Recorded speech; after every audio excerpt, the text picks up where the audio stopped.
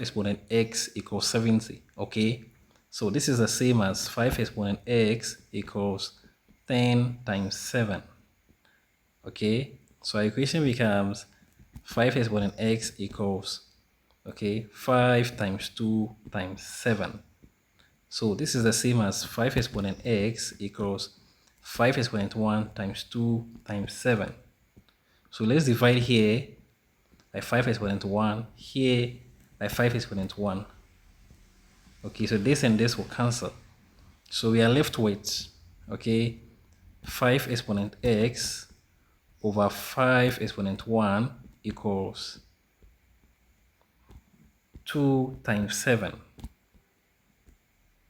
Okay, all right, so we're going to have a exponent m over a exponent c, giving us a exponent m minus c. So this gives us 5 exponent x minus 1 equals 2 times 7. All right, so let's apply logarithm here. So we say log 5 exponent x minus 1 equals log 2 times 7.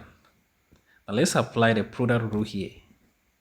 So we say log a times b equals log a plus log b. So you have log 5 exponent x minus 1, okay, equals log 2 plus log 7. All right, so let's apply okay, let's apply the logarithm definition here. So you see log a exponent n base b should give us n log a base b. So our equation becomes x minus 1 times log 5 times log 5 equals log 2 plus log 7. Okay, all right, so let's divide here by log 5, here by log 5, here by log 5. So this and this will cancel.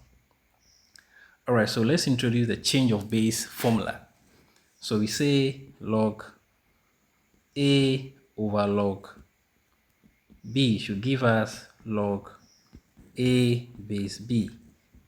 So we're going to have x minus 1 equals log, okay, 2 base 5 plus, okay, plus log 7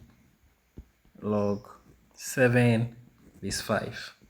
So this gives us x equals log 2 base 5 plus log 7 base 5 plus 1.